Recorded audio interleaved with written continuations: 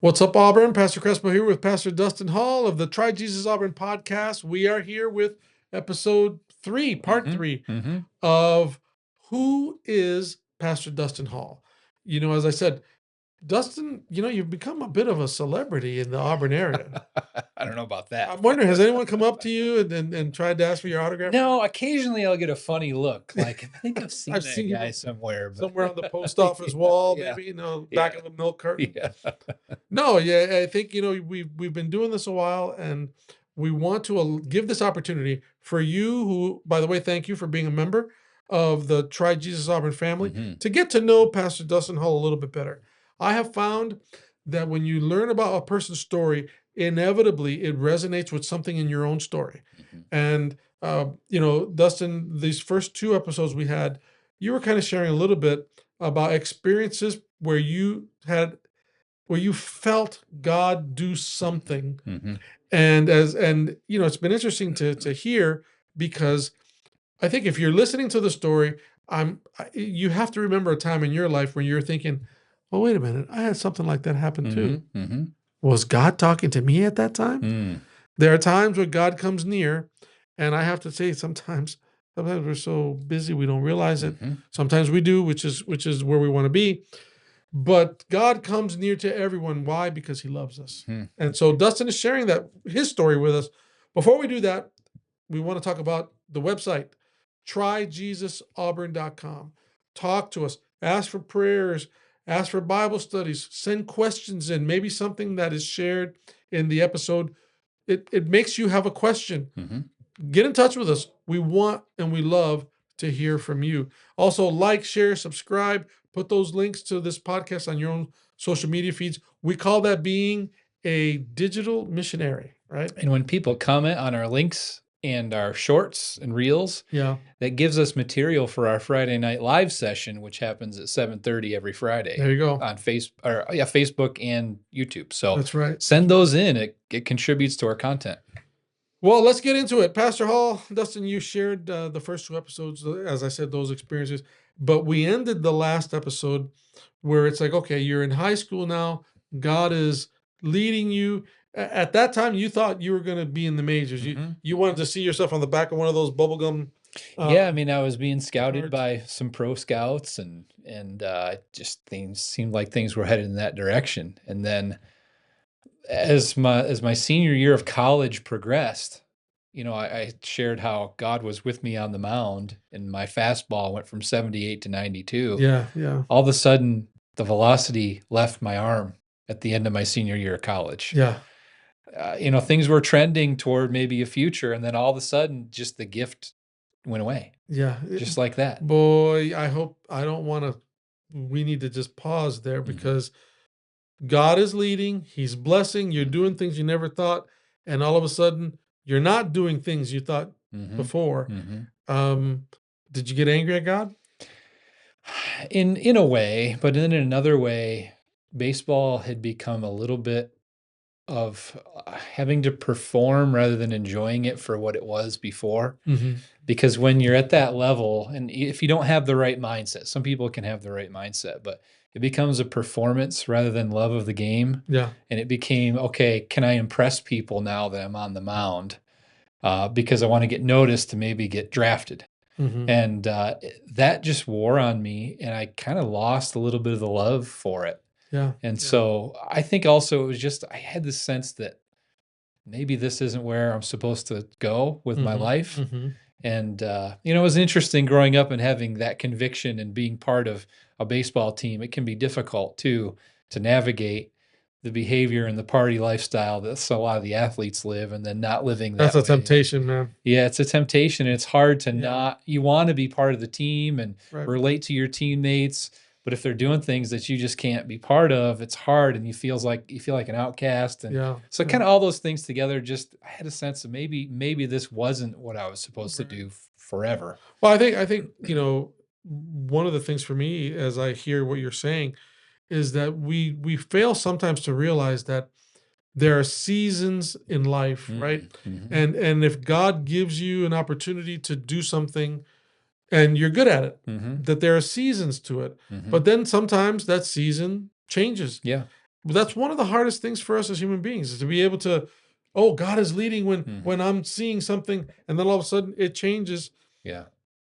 And that's the one thing I wish. I mean, God, I can't tell God what to do, but boy, wouldn't it be nice for Him to give us a warning Yeah. when things are about to change? The chapter's about to end, but there's another chapter. Right, This right. one's going to end. Yeah. But you're worried about the end. You're not Yeah. worried about the next thing. Right.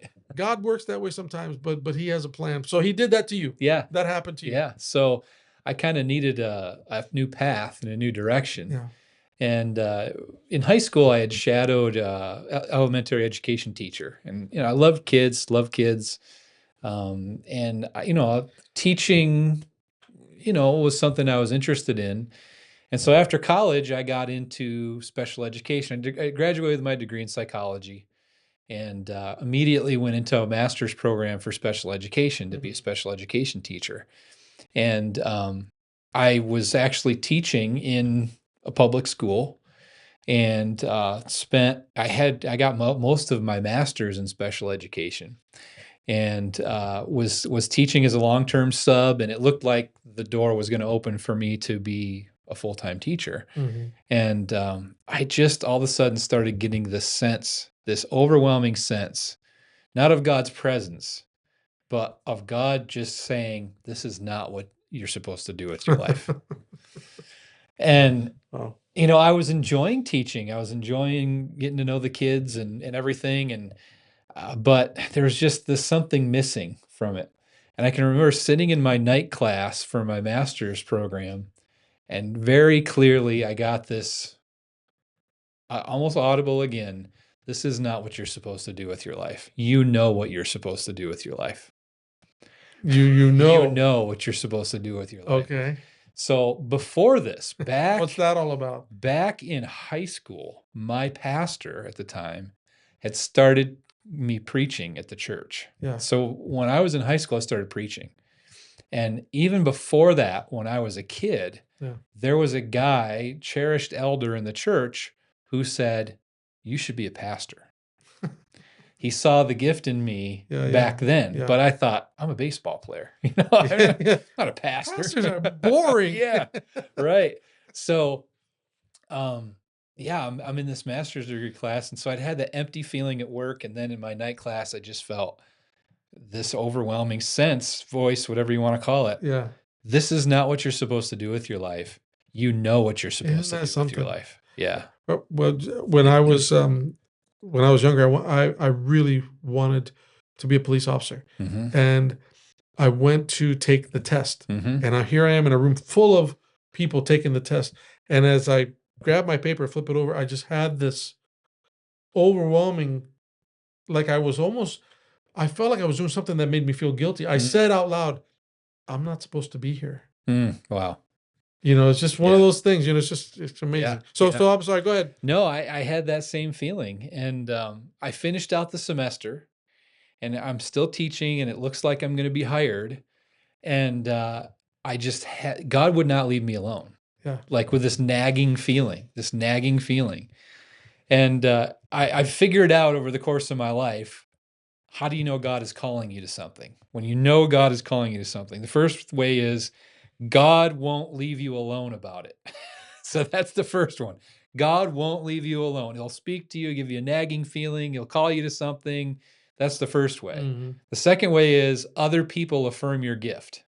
So I had started preaching in my church all the way back when I was in high school, through college here and there. And then my pastor involved me in a public meeting where I'm teaching to people from the public, preaching to them. And he was co-preaching that with me. And I loved it. I enjoyed it. And I just felt God's presence in me as I was doing that.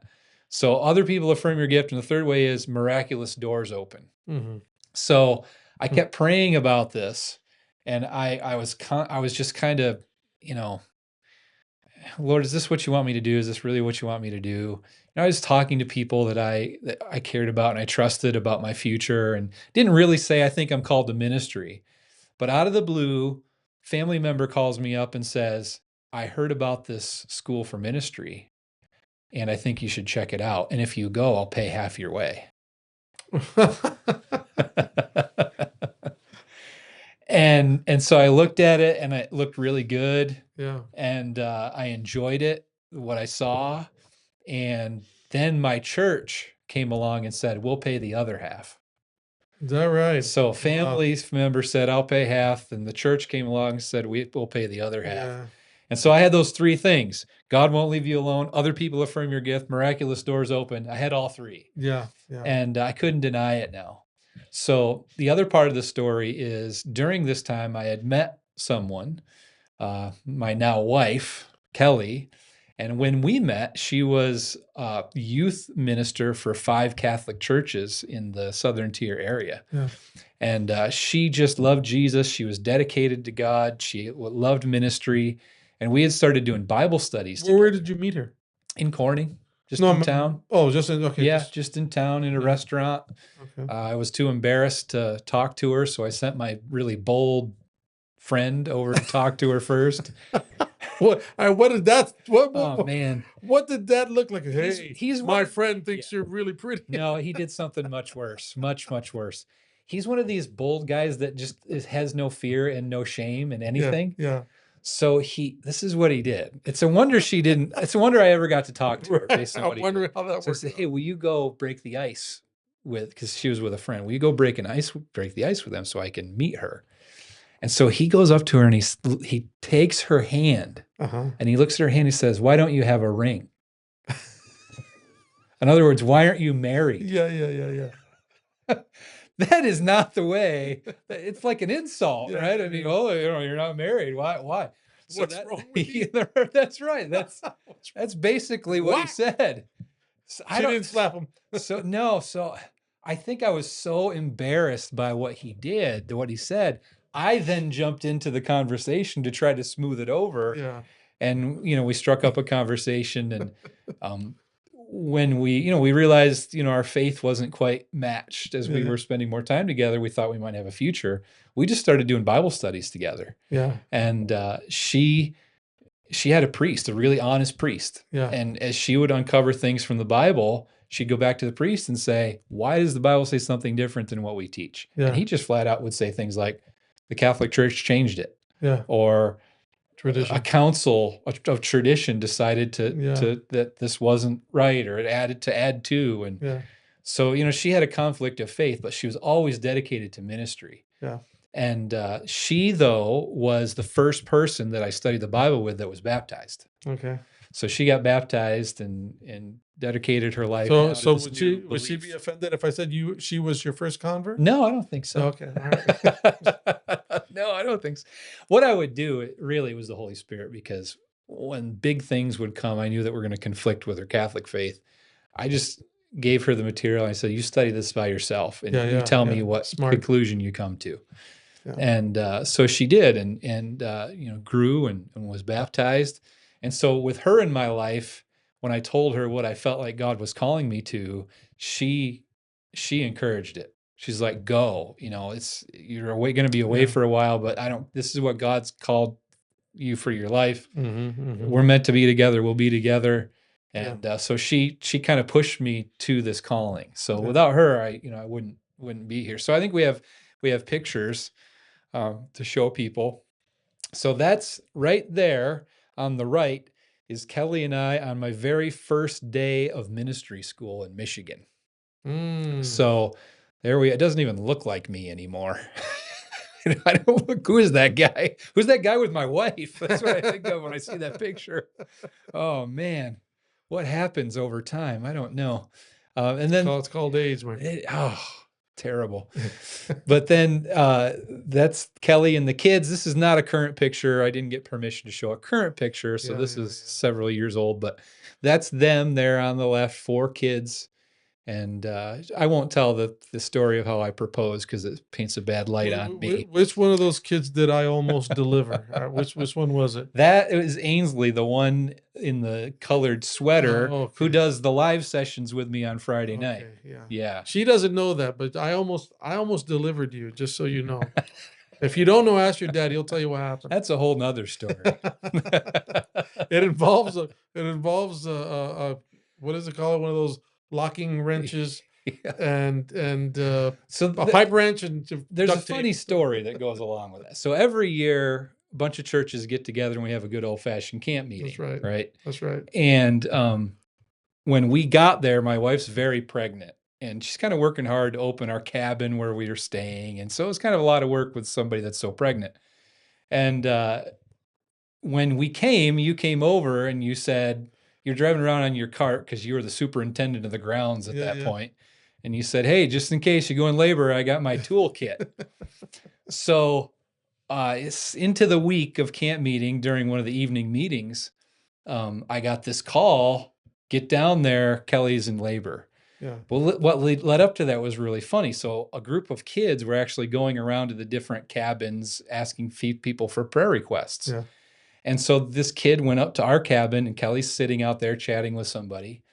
And the kid says, is there something I can pray for you? Yeah. And she says, well, I'm pregnant and I pray for a good delivery and everything. And the kid's writing down the prayer request and Kelly's water breaks. Her water broke.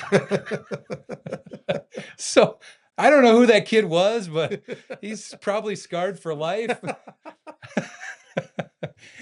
If he's too afraid to pray, I understand. Yeah. I don't know. I hope not. But that's a powerful prayer warrior right there. And so then, can a doctor go to the hall cabin and you know exactly what's happening. So you drive up in your golf cart and you've got your tools and locking I'm pliers. I'm ready.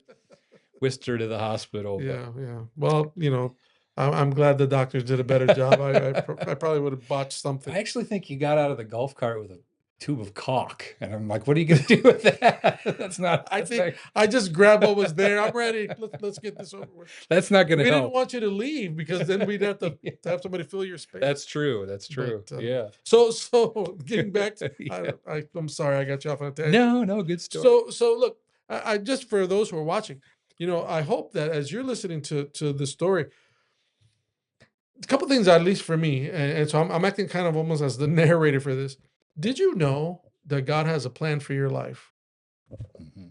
Mm-hmm. Did you know that sometimes God will take you left and you think you're going left, and then all of a sudden God decides to turn you right and you don't know why, but everything you do along the way prepares you maybe for the next step. And if nothing else, I think, Dustin, I think you'd agree with this, that you go through experiences in life so that then as a pastor, you can connect with people when they say, hey, I've experienced this, I've been here, done that. Mm-hmm. It's not like, you grew up and you go immediately off to pastor school, however you want to refer to it, and get an education, and then you come out and you're a pastor. No, we're real people. You're a real person. Mm-hmm. You've had highs, you've had lows. You could have played in the major leagues, but God had a different plan. And there's a little story I got to tell before we close. Before I actually went to school for ministry, I was offered a job as a full-time special education teacher. They called me up, said, we want to hire you. Mm-hmm. We're going to hire you for this job. We're going to make you the varsity baseball coach. And, I've got this girl that I want to marry. Here's a job, a steady job. They're going to make me the varsity baseball coach, which sounded really great to me. I thought it would be awesome. Yeah. And they said, but you've got to do one thing. You've got to take a test. It was a state test for certification. And it was so close to the test date that I couldn't get an alternate test date because the test was on Saturday. And so, I'm thinking about going to school for ministry. I'm thinking about this, but then this door seems to open, but now there's a test again. Yeah. And it was over the Sabbath. And so I prayed about it. I tried to get an alternate test date. They say, no, you can't get an alternate test date. So I called the district back and I say, can I take the test a different time? No, we need you to take this test before we can hire you. We'll have to hire somebody else. Yeah. So I had this decision to make. Yeah. Do I obey God and make the stand that I'd made my whole life? Right. Or do I compromise and have a job and everything else? If I had taken that test, I would not be sitting here. Yeah. Had I disobeyed God in this one little area one time, I would not have gone down this road. Dustin, let's just take a couple minutes here, because at least in these 3 episodes, something has been very prominent, and that is you keep mentioning, well, Saturday. I don't do this on Saturday. I don't do that. It's the Sabbath. I mean, I know the answer to it, but for the sake of those who are watching, what is the big deal with the Sabbath? Why can't you just do what you want on the Sabbath? Can you just take a couple minutes just to explain that for someone who's So watching? the Sabbath was something that God established in creation week. And so, on the seventh day, God rested. And he didn't rest because he was tired. He rested because all of creation was finished. Adam and Eve, which were the point of creation, God wanted to make them and put them in this perfect world. So all of God's dreams were realized. Everything that God had in his heart was now in living, breathing order. And so he rests and his heart is overflowing with joy. And that day, the Bible says, was set aside for a holy use. That's because God's heart overflooded with joy and happiness, because now his dream is realized. And so, I believe that day has been blessed since the creation week. And as we trace the Bible, the Jewish people kept the Sabbath, and there's evidence that they kept the Sabbath even before the Ten Commandments. So it's not just a Jewish thing, it's a human thing. And God instituted it so that we can remember he's our creator. We rest because, one, we need it physically. And if we didn't have that reminder, we'd be running ourselves ragged even more than we already are. But also we rest because God is our ultimate provider, right? The commandments say, work 6 days. 6 days shalt thou labor, but the seventh day is the Sabbath. And so the laboring 6 days a week and stopping on the seventh, because it's a recognition of who it is that takes care of us. Right. So we stop working because work is the thing that we think provides for us. Right. But God says you need to stop one day a week and remember who really takes care of you. So stopping is a sign of faith. It's not a work. It's me saying, I know who it is that takes care of me. I'm going to stop from my work. Right. And so I don't do that to be saved. I don't do that because God's going to hate me or kick me out of heaven if I don't. I do it because I love him and I want to spend time with him. Right. So I've always believed that that's a day for family and for worship and reconnecting with God and remembering who my creator is and spending time in nature and serving my community. Right. That's what that day is for, to honor God and as my creator and my savior. Okay. Well, I just wanted to just take a moment to do that, because I think when you talk about the Sabbath, okay, so what's the big deal? Some people don't observe it, or okay, observe it, go to church, but then do what you want. I've heard one pastor put it, the Sabbath is a holy day, not a holiday. And of course, we can maybe do an episode on that sometime. All right. So here we are. So Dustin, you've gone from an 8-year-old boy who experienced something traumatic where, there was fear. Your mom was going through some health issues, and as an 8-year-old boy, you don't know what's going on. God says, I got you. It's going to be okay. Now you grow up, you're at a place where God is now telling you, I'm gonna have you do something for me in this arena of baseball. But then there's a pivot, and he says, no, we're doing something different. You didn't give up. You didn't quit on him, and he didn't quit on you, even though maybe it felt like it at the time. And then all of a sudden you go into ministry. Do you kind of wish sometimes that you had taken that special ed job? Have there been days? That's what the next episode's about. All right. Well, so here we go. If you want to know the answer to that question, we are going to cover that on the next episode. So for now, thank you for traveling with us as we kind of get to know a little bit more. And before you sign off, I just want to encourage people. If you're wondering about God's calling for your life, is he calling me to do this? Is he asking me to do that? Reach out to us, contact us, because I want to help you in that journey. I've been through it. What's my purpose? Where's he leading me? I can help you with that. There you go. We're going to end on that note. We will see you next time.